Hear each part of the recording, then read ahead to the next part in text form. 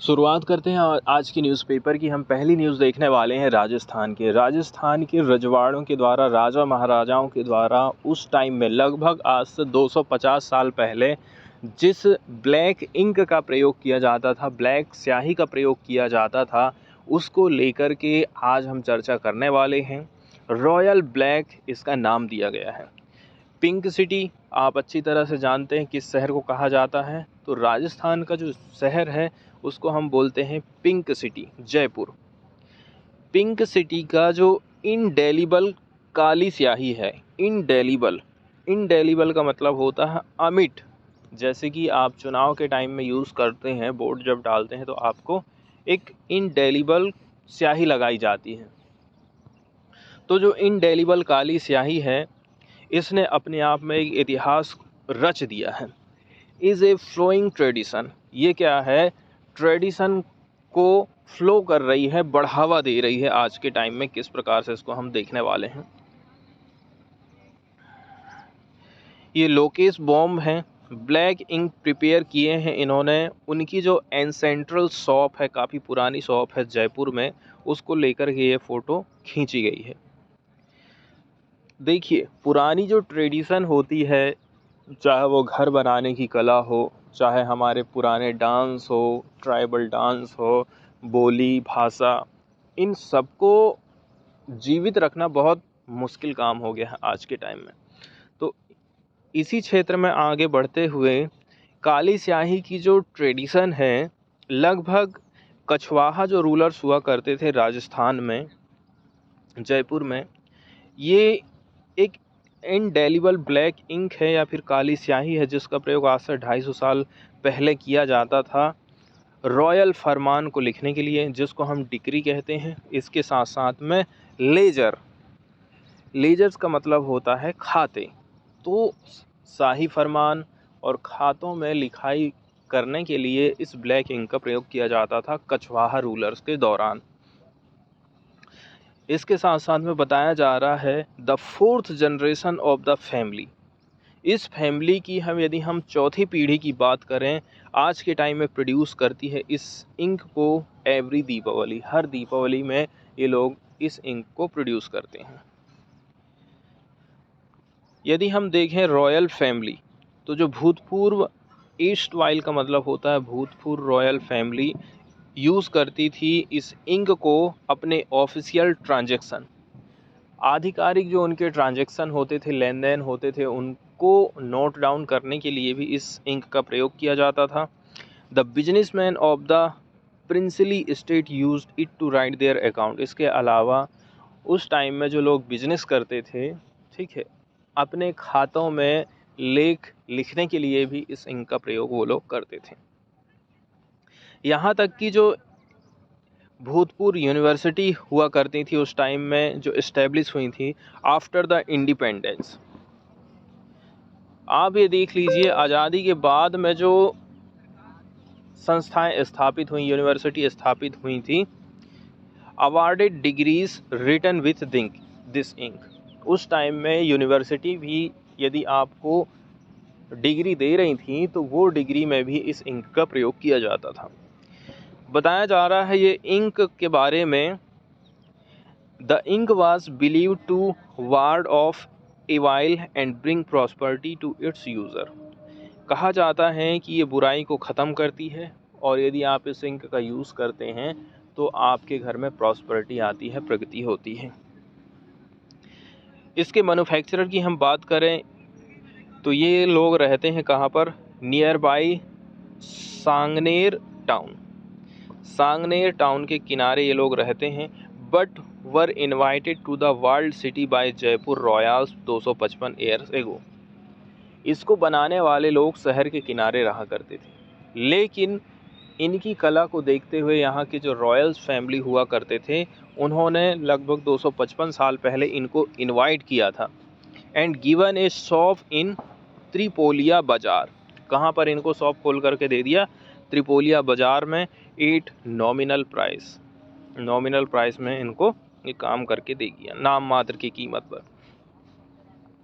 तो ये जो शॉप है, which now has been divided within the family exist with a descriptive name काली स्याही की दुकान। आज के टाइम में क्या है, ये दुकान भी बढ़ गई है फैमिली में और इन्होंने अपनी दुकान का नाम रखा है काली स्याही की दुकान। आगे बताया जा रहा है, देखिए शाही संरक्षण इनको प्राप्त है। सांगनेर के हरि नारायण बम के परपोते लोकेश बम हैं, जो जर्मनी के इधर ओबरस्टीन में बस गए हैं और एक ज्वेलर्स का काम करते हैं, जौहरी का काम करते हैं। फिर दीपावली के टाइम में क्या काम करते हैं, वो जयपुर आ जाते हैं और अपने पुश्तैनी दुकान पर स्याही बनाने का काम करते हैं।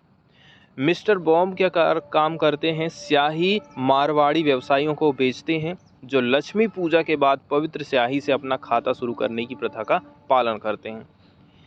इसको जो बनाया जाता है, इसमें प्राकृतिक घटकों का यूज़ किया जाता है कि जो पीढ़ियों से चली आ रही पारंपरिक प्रक्रिया का यूज़ करके प्राकृतिक अवयवों से इसको बनाया गया था।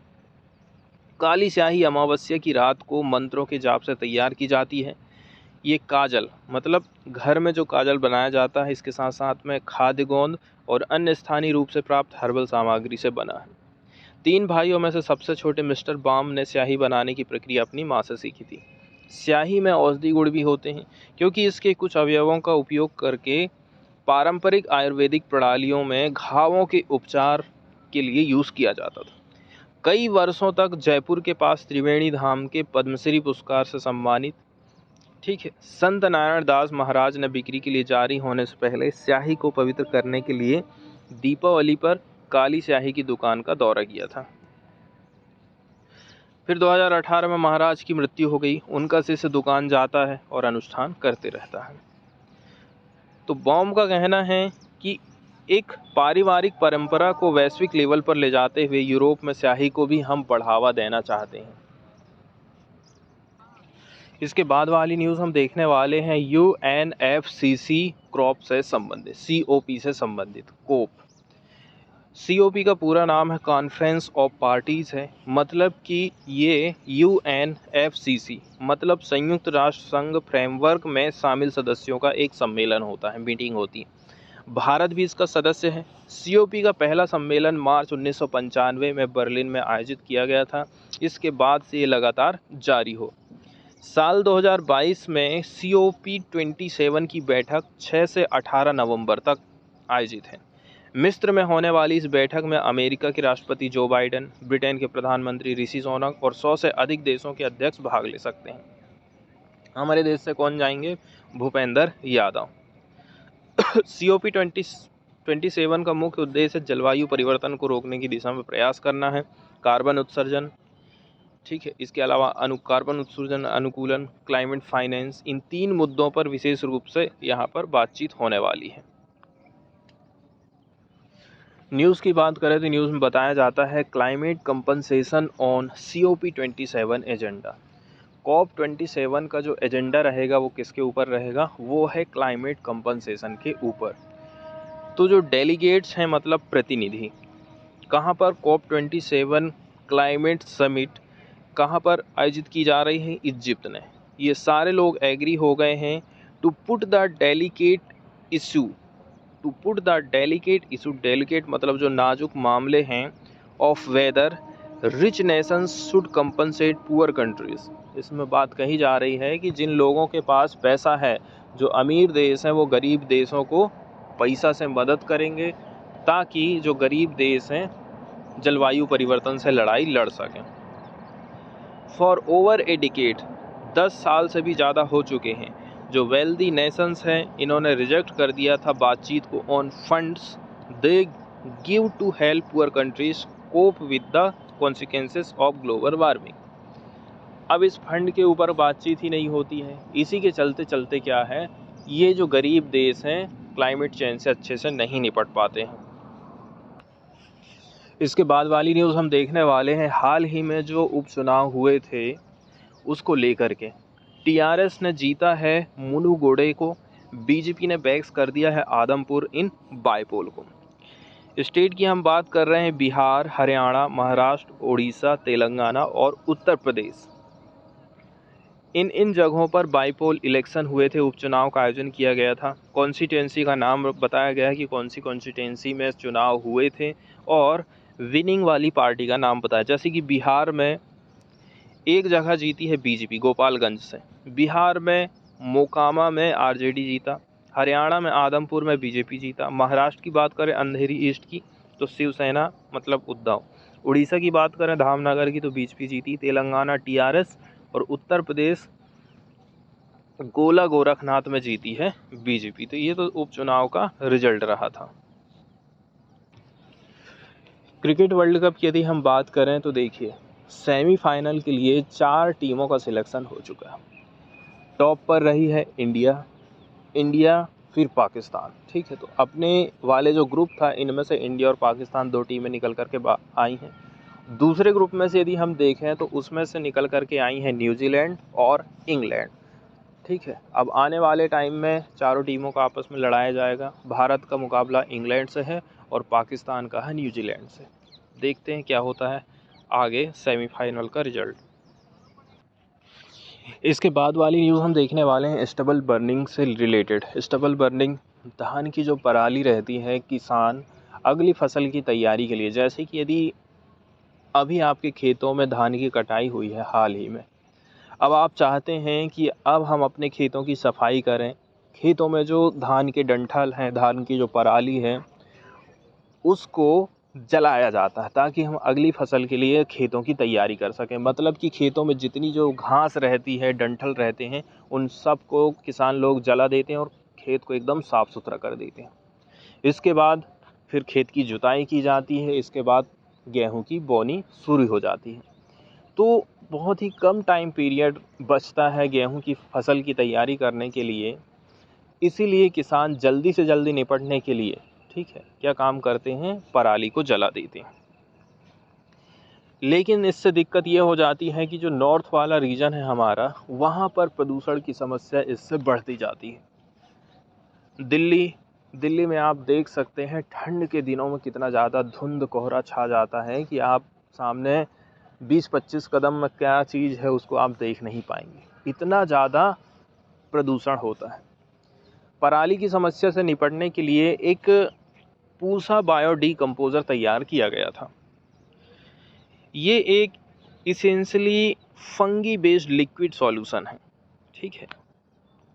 फंगी बेस्ड लिक्विड सॉल्यूशन तैयार किया गया था, मतलब कवक पर आधारित एक तरल पदार्थ है जो कि सॉफन कर सकता है हार्ड स्टबल को। जो कड़ा कड़ा एकदम डंठल होता है धान का, उसको ये क्या काम कर देता है, सॉफ्ट कर देता है। To the extent that it can be easily mixed with the soil in the field to act as compost। ऐसा इसलिए हम कर रहे हैं ताकि ये जो डंठल है हार्ड वाला, ये सॉफ्ट हो जाए, मिट्टी में अच्छी तरह से मिल जाए, और जब ये मिट्टी में मिल जाएगा तो ये खाद की तरह काम करेगा। इसीलिए इस हिसाब से इस पूसा क्या बोलते हैं, डीकम्पोज़र को तैयार किया गया है। ये जो फंगी होती है, बताया जा रहा है the fungi thrive at 30 to 35, मतलब कि ये जो फंगी होती है फलते फूलती रहती है 30 से 32 डिग्री सेल्सियस में, which is the temperature prevailing when paddy is harvested and wheat is sown. इसमें टेम्परेचर का भी ध्यान रखा गया है कि ये जो कवक है कितने टेम्परेचर पर काम करेगा। अब जब इसकी कटाई की जाती है, बुआई की जाती है, उस हिसाब से जब टेम्परेचर को यहाँ पर मेंटेन किया जा रहा है कि कितने डिग्री में ये काम करेगा। ये प्रोड्यूस करता है एक एंजाइम को ताकि डाइजेस्ट किया जा सके सेलुलोज को, lignin and pectin in paddy straw. तो जो पैडी का स्ट्रॉ होता है उसमें जो सेलुलोज है, लिग्नेनिन है और पेक्टिन है, इनको ये सब क्या काम करता है, खा जाता है, डाइजेस्ट कर जाता है। इसको डेवलप किया गया था Indian council of agriculture research ICAR के द्वारा, एंड नेम प्रोवाइड किया गया था after ICAR's campus at Pusa in Delhi. इसका नाम रखा गया था, दिल्ली का जो कैंपस है कहाँ, पूसा दिल्ली में ICAR का, उसी के नाम पर इसका नामकरण किया गया था। ये बहुत तेज़ी के साथ में कन्वर्ट कर देता है क्रॉप के रेसिड्यू, क्रॉप के अवशेष को, एनिमल वेस्ट को, dung and other waste into organic manure. इसकी एक ख़ास बात ये है कि ये काम बहुत जल्दी करता है। इट इज़ एन इनएक्सपेंसिव, और सबसे अच्छी बात ये है कि इनएक्सपेंसिव है। इनएक्सपेंसिव है का मतलब ये है कि ये काफ़ी सस्ता है। एंड इफ़ेक्टिव टेक्नोलॉजी मानी जा रही है for agriculture waste and crop residue management. Stubble burning को लेकर के न्यूज़ आई है। उत्तर प्रदेश जो है लीगल एक्शन लेने वाला है स्टबल बर्निंग को लेकर के। कुछ कुछ उपाय हैं, जैसे कि सीजिंग अनऑथोराइज्ड फार्म इक्विपमेंट। अनधिकृत जो फार्म इक्विपमेंट है उनका आप यूज़ करते हैं तो उनको क्या कर लेगी सरकार, जब्त कर लेगी। To imposing fines for failing to check incident of stubble burning. इसके साथ साथ में आपके जो उपकरण हैं उनको जब्त कर लिया जाएगा। आपके ऊपर जो है फाइन भी लगाया जाएगा यदि आप जो है स्टबल बर्निंग को चेक नहीं करते हैं, रोकते नहीं। Uttar Pradesh government is mulling.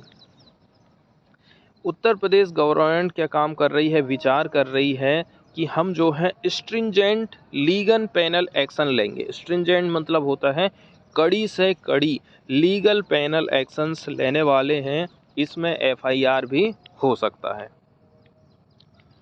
While the government is urging farmer to adopt alternative means to dispose of stubble, growers claim that the suggested measures are impractical. अगली न्यूज़ हम देखने वाले हैं इंडियन ब्लैक हनी बी से संबंधित। ठीक है, काली जो मधुमक्खी है उसको लेकर के डिस्कवरी की गई है कि ये कहाँ की प्रजाति हो सकती है। तो ये वेस्टर्न घाट की डिस्कवरी है। एक न्यू स्पीसीज़ है एंडेमिक हनी बी की। इसको डिस्कवर किया गया है वेस्टर्न घाट में। नई जो स्पीसीज़ है इसका नाम रखा गया है एपिस कारिनजोडियान। क्या नाम रखा गया है? एपिस कारिनजोडियान। नई स्पीसीज़ का नाम है एपिस कारिनजोडियान। ये नाम हमको याद रखना है। पूछा जा सकता है कि एपिस कारिनडियान नाम किससे संबंधित है, तो आपको बताना होगा ये मधुमक्खी से संबंधित है। इसको कहाँ पर खोजा गया है, इसकी डिस्कवरी कहाँ पर की गई है? तो जो हमारे वेस्टर्न घाट हैं वहाँ पर इसकी डिस्कवरी की गई है। और ये कॉमन नेम माना जाता है इंडियन ब्लैक हनी बी का। ज़्यादातर आप देखोगे कहीं पर भी यदि मधुमक्खी का छत्ता आपको दिख रहा है नॉर्मली, तो वो ब्लैक हनी बी ही होती है। ये जो फाइंडिंग थी इसको पब्लिश किया गया है in the September issue of Entomon. ठीक है, issue of Entomon a peer reviewed journal है brought out by the association for advancement of entomology. Entomology मतलब होता है कीट विज्ञान। तो एक पत्रिका है, जर्नल है, उसमें इस स्टडी का पब्लिकेशन किया गया है। ये जो रिसर्च रही थी इसमें कौन कौन लोग शामिल थे उनके नाम यहाँ पर बताए जाते हैं। केरला एग्रीकल्चर यूनिवर्सिटी के integrated farming system research station है, और भी इनके नाम बताए गए हैं। ये सारे लोग जो है इसमें शामिल रहे थे। तो बताया जा रहा है एक काफ़ी लंबा गैप हो गया था, लगभग 200 साल से भी ज़्यादा हो चुके थे, that a new species of honey bee has been spotted in the western Ghat. तो आप सोच सकते हैं कि एक नई प्रजाति कितने सालों के बाद स्पॉटेड हुई है वेस्टर्न घाट में। तो जो लास्ट हनी बी थी डिस्क्राइब किया गया था फ्रॉम इंडिया वास एपिस इंडिका 1798 में। किसके द्वारा? फैब्रिकस के द्वारा। अब चूंकि जो फैब्रिकस नाम रखा गया था, named Fabricius named the Indian bee Apis indica. Fabricius ने नाम रखा इंडियन बी का Apis indica. It was not considered a valid species till now. लेकिन ये अभी तक वैलिड स्पीसीज के रूप में कंसिडर नहीं किया जाता था। अब वैज्ञानिक लोगों ने क्या काम किया? रिस्टोर कर दिया था इसके स्टेटस को। किसके? इस मधुमक्खी की प्रजाति के।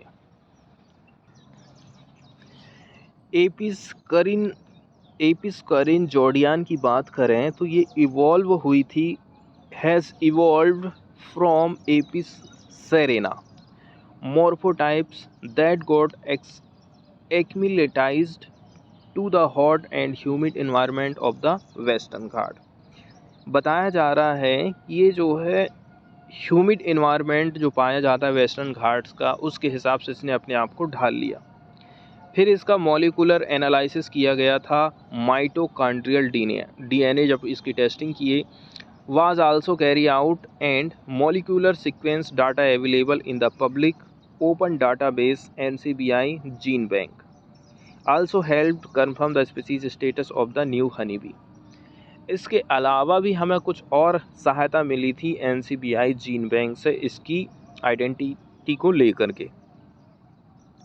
डिस्ट्रीब्यूशन की यदि हम बात करें एपिस कारिनजोडियान की, तो जो सेंट्रल वेस्टर्न घाट्स हैं, नीलगिरी से लेकर के साउदर्न वेस्टर्न घाट्स हैं, covering the state of Goa, Karnataka, Kerala and Tamil Nadu, तो इतनी जगहों पर इसकी उपस्थिति दर्ज की गई है। अगली न्यूज़ हम देखने वाले हैं फॉरेन वाले पेज से, कैलिफोर्निया से। सिंगर और रैपर हैं एरॉन कार्टर, इनकी डेथ हो गई है 34 ईयर की उम्र में। एरॉन कार्टर सिंगर और रैपर थे जिन्होंने परफॉर्मिंग चालू किया था as a child and had hit albums starting in his teen years. was found dead on Saturday at his home in Southern California. He was 34। तो आप देखिए बचपन से ही इन्होंने अपनी परफॉर्मेंस का काम चालू कर दिया था। ज़्यादा कुछ तो यहाँ पर बताया नहीं जा रहा है इनके बारे में। Official found Carter in the bathtub at his home and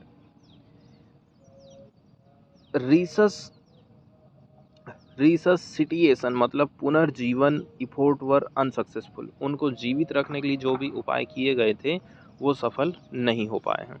दूसरी जो न्यूज़ आई है वो तंजानिया लेक को आई है। ठीक है, तंजानिया लेक में आप देख रहे हैं हवाई जहाज़ डूब गया, इसके चलते चलते 19 लोगों की डेथ हो गई है।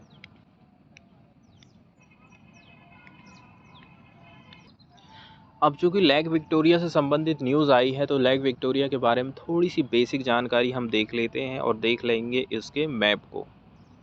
लेक विक्टोरिया, जिसको लेक नयंजा के नाम से भी जानते हैं, अफ्रीकन ग्रेट लेक्स में से एक है लेक विक्टोरिया। अगर हम कंपैरिजन करें एरिया के बेसिस पर तो अफ्रीका की सबसे लार्जेस्ट लेक है लेक विक्टोरिया। लेक विक्टोरिया को जब आप व्यू करते हो तो यहाँ के लेक विक्टोरिया के नॉर्दर्न पार्ट से इक्वेटर लाइन पास होती है, मतलब ट्रॉपिकल एरिया में पूरे वर्ल्ड में सबसे लार्जेस्ट लेक है लेक विक्टोरिया। अगर हम फ्रेश वाटर लेक के रूप में कंपैरिजन करें तो पूरे वर्ल्ड में सेकंड नंबर पर आती है फ्रेश वाटर लेक में लेक विक्टोरिया, और फर्स्ट नंबर पर आती है लेक सुपीरियर। जो आप सभी को पता है लेक सुपीरियर जो है वो ग्रेट लेक्स का पार्ट है। ग्रेट लेक्स कहाँ पर लोकेटेड है? नॉर्थ अमेरिका कॉन्टिनेंट में यूएस और कनाडा की जो बॉर्डर एरिया है वहाँ पर 5 इंपॉर्टेंट लेक्स हैं, और उन 5 इंपॉर्टेंट लेक्स को एक कलेक्टिवली फॉर्म में ग्रेट लेक्स के नाम से जानते हैं, और उन्हीं ग्रेट लेक्स का एक पार्ट है लेक सुपीरियर। और लेक सुपीरियर जो है वो पूरे वर्ल्ड में सरफेस एरिया के बेसिस पर अगर हम डिस्कस करें तो फ्रेश वाटर लेक में सबसे फर्स्ट नंबर पर आती है। अब इसके बॉर्डर एरियाज की अगर हम बात करें कि लेक विक्टोरिया कौन कौन से कंट्रीज के साथ में अपनी बॉर्डर को शेयर करती है, तो इसमें नेम है अफ्रीका कॉन्टिनेंट में Uganda country, Kenya and Tanzania के साथ में लेक विक्टोरिया जो है वो अपनी बॉर्डर शेयर करती है। तो ये बेसिक फैक्ट्स हो गए लेक विक्टोरिया को लेकर के जो हमारे एग्जाम के पॉइंट ऑफ व्यू से इम्पोर्टेंट है। तो ये तो थे कुछ लेक विक्टोरिया को लेकर के बेसिक फैक्ट। इसके अलावा जो हवाई जहाज़ यहाँ पर एयरक्राफ्ट गिरा है उसके बारे में कुछ बेसिक बातें बताई जाती हैं। कंपनी का कहना है ये जो एयरक्राफ्ट था ATR 42-500, इसकी मैन्युफैक्चरिंग की गई थी टाउलो सो, ये है Franco Italian firm ATR, and had 39 passenger, इसमें इंक्लूडिंग थे an infant and 4 crew members on board. On board की बात करें तो एक इन्फेंट भी था, 4 क्रू मेंबर भी इसमें शामिल थे।